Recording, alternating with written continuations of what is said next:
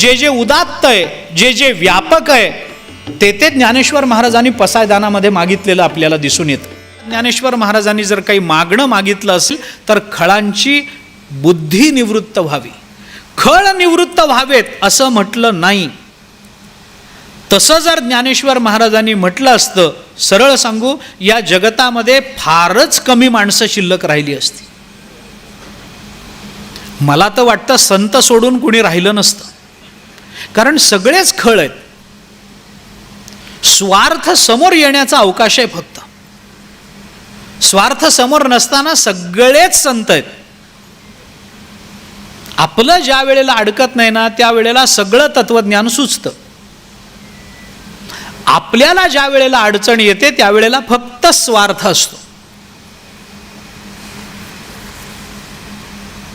म्हणून सगळ्यात प्रथम ज्ञानेश्वर महाराजांनी त्याचा विचार केला. ज्या टप्प्यांचा विचार केला गेला ते सगळे टप्पे मानवी जीवनामध्ये फार आवश्यक आहेत. खळांची बुद्धी निवृत्त व्हावी, इतरांना अकारण त्रास देण्याची त्यांची जी वृत्ती आहे ती नष्ट व्हावी. माणूस महत्वाचा आहे, त्याची वृत्ती बदलता येते. वृत्ती बदलून त्याचा विनियोग चांगल्या कामाकरता करता येतो. भागवतामध्ये भगवान श्रीकृष्णाच्या चरित्रामध्ये दामबंधन लीला नावाची एक लीला सांगितली जाते. आपल्याला ऐकून माहिती असेल, भगवंतानी माती खाल्ली म्हणून यशोदेने भगवंताला उखळाला बांधलं. ही कथा आपण अनेक वेळेला भागवतात ऐकली असेल. त्याचं रहस्यही हेच आहे. उखळाला बांधणं म्हणजे काय? उखळ या शब्दातही खळ आहेच ना.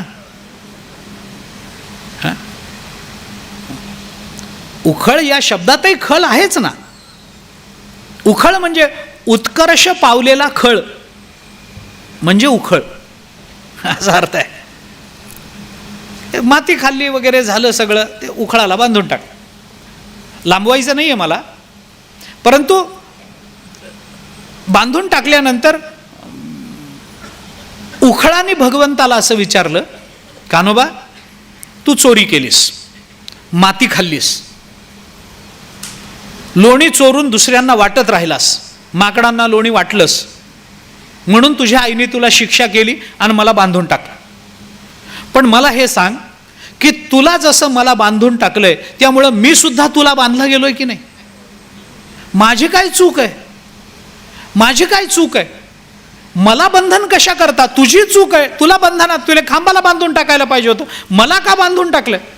त्यावेळेला भगवंतानी त्याला सांगितलं, मी चोरी केली, वानरांना लोणी वाटणं हे बरोबर आहे, पण वानरांना लोणी वाटण्याकरता मला ज्या खिडकीत चढावं लागलं ते मी लहान आहे, मला एवढ्या उंच खिडकीत चढता येत नाही. मग मी काय केलं? तुझा आधार घेतला.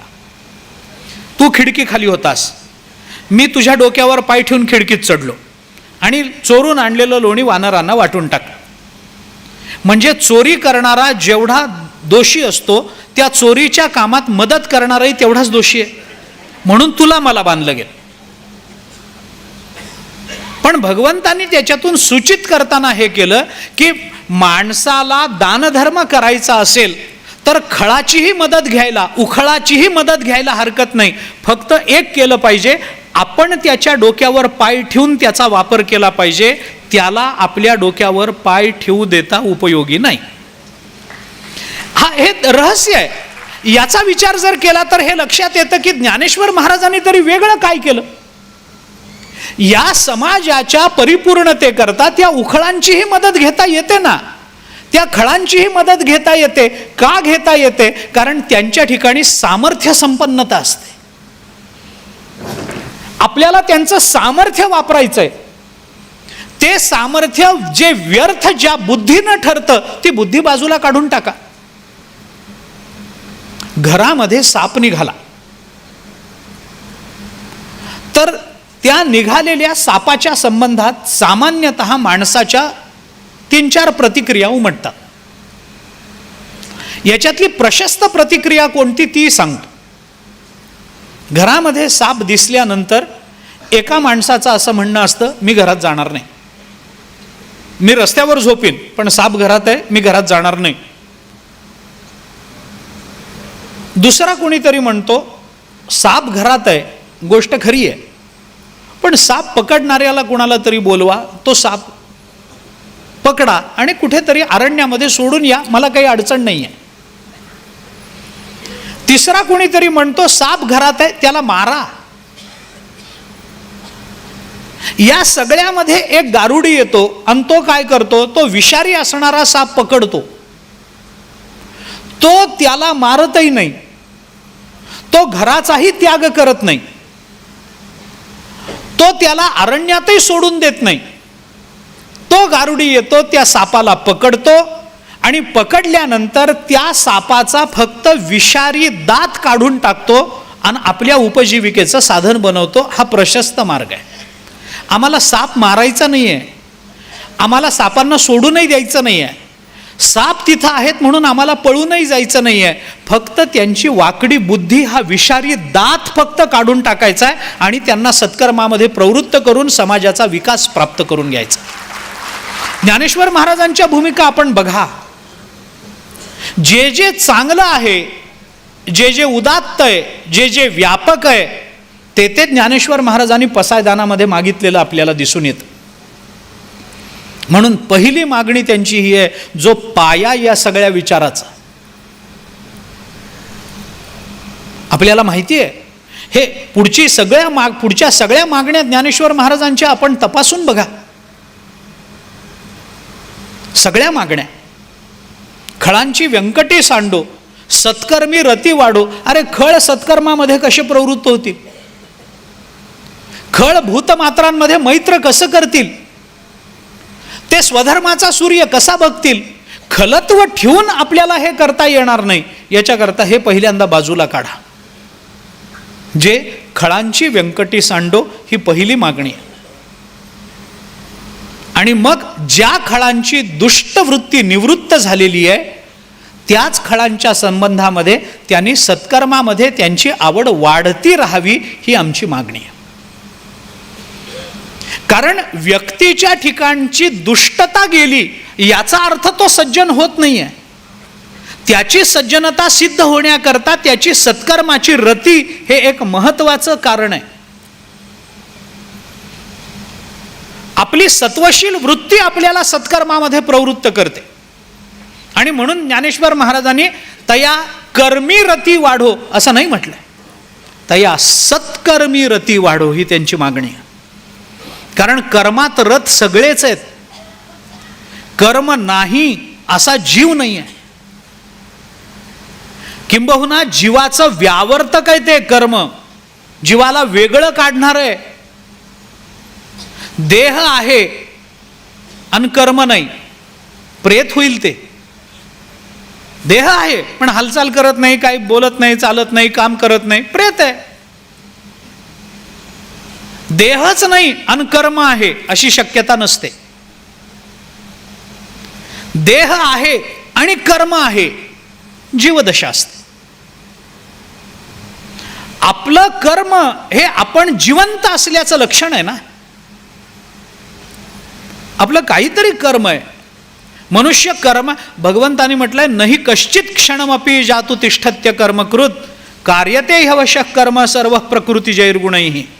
गीता वाचा आपण. ज्ञानेश्वर महाराजांनी त्याच्या खाली म्हटलंय, संग जव प्रकृतीचा त्याग न घडे कर्माचा ऐसियाही करू म्हणती तयाचा आग्रहो चिवरे. अरे जोपर्यंत शरीराशी संबंध आहे, जोपर्यंत अविद्येचा संबंध आहे, तोपर्यंत मी कर्म करणारच नाही असा हट्ट करणं हा केवळ हट्ट आहे. तो कधीही पूर्णतेला जाणार नाही. नाही मला कर्मच करायचं नाही, अरे काहीतरी कर, काहीच करायचं नाही. पण काहीच करत नाही असं होत नाही, तो काहीतरी करतो. म्हणजे कर्मविपाकानी तर इतका बारकावा त्याच्यातला सांगितलाय. एखादा जर मनुष्य म्हणेल नाही हो मला काही करायचं नाही, अरे काही करू नको, निदान झोप तरी. नाही मला झोपायचं नाही, पर जागा राहा, मला जागही राहायचं नाही. मग असं कर तसं कर, नाही मला काहीच करायचं नाही. श्वासोश्वास तरी कर.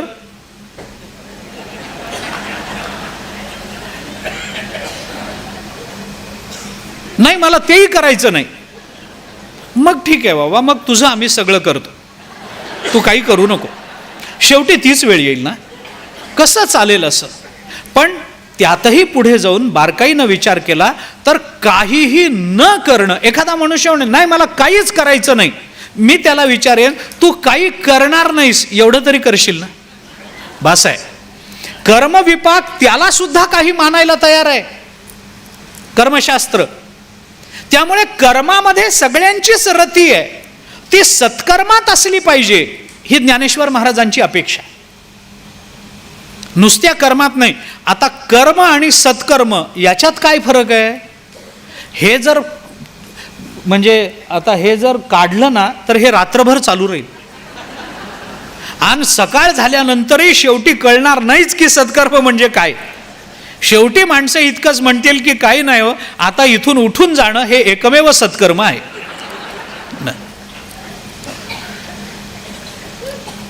कर्म आहेच आहे, मनुष्य करतोच आहे, त्या कर्माची सुखदुःखात्मक फलं तो भोगतोच आहे. त्या फलांच्या रूपानं जन्म मरणाचं संसरण त्याच्या मागे लागलेलंच आहे. याच्यातून बाहेर पडण्याकरता अंतःकरण शुद्ध होणं आणि शुद्ध अंतःकरणामध्ये ज्ञानाची प्राप्ती होणं हे जर महत्त्वाचं असेल तर त्या अंतःकरण शुद्धीकरता जे कर्म करणं आवश्यक आहे त्यालाच सत्कर्म म्हटलं जाऊ शकतं. सत्कर्माचा विचार इतका करता येऊ शकेल ढोबळमानाने.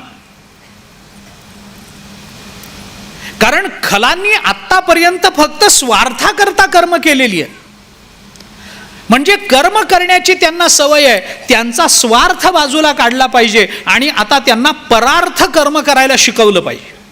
आता तू तुझ्याकरता जगायचं नाही आहेस, इतके दिवस तू तुझ्याकरता जगलायस, खूप संपत्ती गोळा केली आहेस, खूप लोकांना मारलंयस, खूप लोकांना त्रास दिलायस. आता हे सगळं सोडून दे, तुझी बुद्धी बदलून घे आणि आता काय करायचं आहे, आता लोकांचं कल्याण होईल, लोकांना सुख मिळेल, लोकांना चांगलं काहीतरी मिळेल, लोकांना सुविधा देता येतील, अशी कर्म तू करण्यामध्ये प्रवृत्त हो. माणसांनी तसं वागावं. मी वाईट कर्म करत नाही म्हणून मी सज्जन होत नाही. सज्जनता स्वतंत्र सिद्ध होत असते. सत्व, रज आणि तम या 3 गुणांच्या बाबतीमध्ये तमोगुण आणि रजोगुणाची दुर्बलता ही सत्ववृत्तीच्या प्राबल्याने होते, ही गोष्ट खरी आहे. पण प्रबल झालेली सत्वशील वृत्ती ही जोपर्यंत कर्मातून व्यक्त होत नाही तोपर्यंत असलेल्या सत्वशीलतेला मूल्य नाही आहे. म्हणून महाभारताने यः क्रियावान स पंडितः हे शब्द वापरले. नाहीतर आहेच आहे, पुष्कळ ऐकणारे लोक आहेच आहेत, खूप ऐकतात, बहुश्रुत असतात, करतात किती, उपयोग नाही. म्हणून ज्ञानेश्वर महाराजांनी म्हटलंय कर्माचे डोळे ज्ञान ते निर्दोष व्हावे, माते नेणोनी भजन ते वायाची गा आने आन. म्हणून कर्माचे डोळे ज्ञान ते निर्दोष व्हावे. ज्ञानाच्या डोळ्यांनी जे कर्म पाहिलं जातं, केलं जातं ते सत्कर्म असू शकतं. ज्ञानाच्या अधिष्ठानावर कर्म असावं. कर्माचे डोळे ज्ञान ते निर्दोष होवावे. शास्त्राचे लाहे डोळे ते न्याय म्हणिपे. 18व्या अध्यायात हेतू कारण मिळे उठी जे कर्म आंधळे, शास्त्राचे लाहे डोळे ते न्याय म्हणिपे. पुष्कळ विचार आहे. म्हणून जे खळांची व्यंकटी सांडो तया सत्कर्मी रती वाढो. आता सत्कर्मात तो राहावा याच्यातही ज्ञानेश्वर महाराजांना फार स्वारस्य नाही आहे. ज्ञानेश्वर महाराजांचं म्हणणं असं आहे की त्याची सत्कर्म वाढावीत असं ज्ञानेश्वर महाराजांचं म्हणणं नाही आहे. त्याच्या सत्कर्माची रती वाढावी ही त्यांची मागणी आहे. एकेका शब्दाला मूल्य आहे. सत्कर्माची रती वाढावी. रती या शब्दाचा अर्थ आहे आवड. एखादा मनुष्य कुठल्या तरी वजनाने सत्कर्मामध्ये प्रवृत्त होत असतो, कशाच्या तरी दडपणाखाली. आई वडील दोघंही चांगले आहेत, मी वाईट वागलो तर समाजाला बरं दिसणार नाही म्हणून मी चांगला वागतोय. नाही, मी आता वारकरी आहे, मी अमुक अमुक पंथाची दीक्षा घेतलेली आहे, त्यात मला करायला सांगितलंय सत्कर्म म्हणून मी सत्कर्म करतोय. कुठल्या तरी भयानं, नाही मी सत्कर्म नाही केलं तर मला पाप लागेल, मी सत्कर्म नाही केलं तर समाज माझी निंदा करेल, मी सत्कर्म नाही केलं तर माझे मित्र मला सोडून जातील, मी सत्कर्म नाही केलं तर माझ्या कुळाची जी परंपरा आहे, जी प्रसिद्धी आहे ती धुळीला मिळेल, मी जर अमुक अमुक पद्धतीचं सत्कर्म नाही केलं तर मग अमुक अमुक लोक मला असं असं करतील, मला राजा शिक्षा देईल, मला कायदा शिक्षा देईल, मला तुरुंगात पाठवेल, म्हणून मी सत्कर्म करतोय. अरे कशाच्या दडपणाखाली? मी पुन्हा एक वाक्य बोलतो, ते कर्मरूपानं असो, ज्ञानरूपानं असो अथवा भक्तिरूपानं असो, कशाच्या तरी दडपणाखाली होतो तो परमार्थ नसतो. परमार्थ हा स्वतःच्या इच्छेने, स्वतःच्या मनाने करावा लागतो. कुणाचं तरी दडपण, कुणाची तरी जबरदस्ती हे परमार्थ परिपूर्णतेला नेणारी नसते. हां, आज्ञा अवस्थेमध्ये असताना संस्कार करण्याकरता म्हणून जर काही त्याला जबरदस्ती करावी लागली, त्याच्यावर जर काही ओझं टाकावं लागलं, दडपण आणावं लागलं, तर तो भाग वेगळा आहे. आई म्हणते ना, अभ्यास कर नाही तर मी मारे ना. म्हणजे मुलांनी काही दडपणाखाली अभ्यास करू नये का? असं नाही, त्याला अभ्यासाची सवय लागावी याच्याकरता हे दडपण ठेवावं लागतं, त्याच्यावर वजन. तो भाग वेगळा आहे, कारण त्याच्यातून संस्कार होणार आहेत.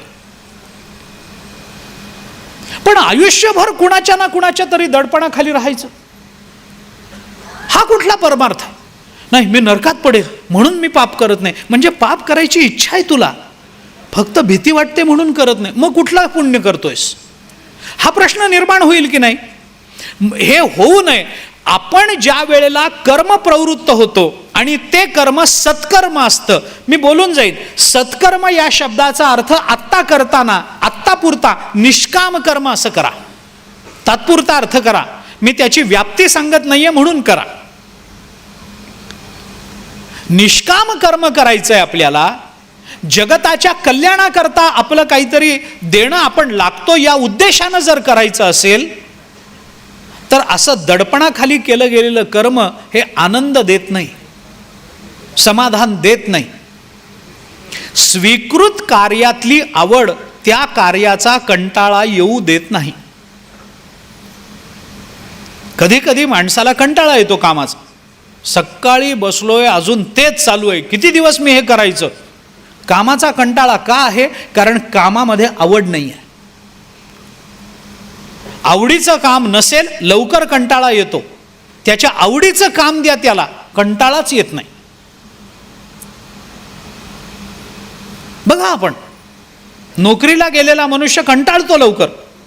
किती लवकर, जेवढ्या लवकर घरी जाता येईल तेवढ्या लवकर गेलं पाहिजे, याच्या सगळ्यांची धावपळ असते, धडपड असते. सारखं घड्याळ बघतात, सारखं घड्याळ बघतात. वेळ जात नसला की चहा प्यायला जातात, काम करत नाहीत. अर्थात सगळेच असे असतात असंही मला म्हणायचं नाहीये, परंतु ही विचार करण्यासारखी गोष्ट आहे. पण ते हे काम त्याला दिलं नाही, आवडत नाही, आवडत नाही, आवडत नाही. बरं, गंमत अशी असते, आवडीचं काम मिळत नाही आणि मिळालेलं काम आवडत नाही. ही जी काही शोकांतिका आहे ना माणसाच्या जीवनातली, ती फार मोठी विचित्र अवस्था आहे. आवडीचं काम, मला सांगा, माझ्या आवडीची नोकरी मला मिळाली असे किती टक्के लोक असतील हो समाजामध्ये? बरं, गंमत अशी आहे, ज्यांना ते काम आवडीचं म्हणून मिळालेलं असतं त्यांना 1-2 वर्षामध्ये दुसरंच काम आवडायला लागतं. आवडीचं काम मिळत नाही, मिळालेलं काम आवडत नाही. शोकांतिकाच आहे. मग त्याच्यामध्ये स्वारस्य राहत नाही. मनुष्य मनापासून ते करत नाही, मनापासून नाही केलं त्याचं चांगलं फल मिळत नाही, त्याची परिणती चांगल्या गोष्टीमध्ये होत नाही. या सगळ्या गोष्टीचा विचार करून, बरं, आता अशा मुलाला अभ्यास करायला सांगा, नाही, कंटाळा आला, नाही, कंटाळा आला. अरे, मोठ्या वर्गात गेलायस, आता तू इंजिनिअरिंगला गेलायस, मेडिकलला गेलायस. एखादी मुलगी, अभ्यास कर बाई. एखाद्या मुलाला, अरे अभ्यास कर, मेडिकलला गेलायस, इंजिनिअरिंगला गेला, अभ्यास कर, कंटाळा, कंटाळा. पण कशाचा कंटाळा येतो? जर अभ्यास केला असेल तरच अभ्यासाचा कंटाळा यावा की नाही? जे केलंच नाही त्याचाही कंटाळा येतो. हे केवढं आश्चर्य आहे ना. अभ्यास केलेलाच नसतो त्यांनी. जागेवर बसला आणि 8-9 तास उठलाच नाही आणि मग म्हणाला 9 तासानंतर कंटाळा आला आता, मग मान्य आहे. हा 10 मिनिटं टिकत नाही आणि तरी 11व्या मिनिटाला कसा कंटाळा येऊ शकतो? तरी मुलगा म्हणतो नाही हो कंटाळा आला, किती अभ्यास करायचा, किती अभ्यास करायचा, 10वीतही हेच केलं, 12वीतही तेच केलं, आताही तेच करायचं. नाही हो कंटाळा. मला हे कळत नाही की या लोकांना कंटाळा येण्याचा कंटाळा कसा येत नसेल. कुणीतरी एखाद्याने म्हणावं ना कंटाळा येण्याचाच कंटाळा आला आता बस, असं कोणी म्हणत नाही. पण त्यांना त्यांच्या आवडीची कामं द्या. त्यांना आता विनोदानं बोलतो, क्षमा करा मला, त्याला काय झालं, नाही हो कंटाळा आला या विषयाचा का, मग मी तुला आवडीचं काम देऊ का? काय नाही, मोबाईलवर फेसबुक बघत बस, कंटाळा येईल? कधीच येत नाही, कधीच नाही. तुम्ही तासन तास दिवसन दिवस त्याच्यावर घालवतात, त्याचा कंटाळा येत नाही. डोळे तळावतात, शांत पडून राहावं वाटतं, नको वाटतं हातातला मोबाईल असा समुद्रामध्ये भिरकावून टाकावा वाटावा, असा कंटाळा यांना कधीच येत नाही. पण मुलं म्हणतात आता परीक्षा झाली ना सगळी पुस्तकं नेऊन समुद्रात बुडवणार आहे. तसं कधीतरी म्हणा ना.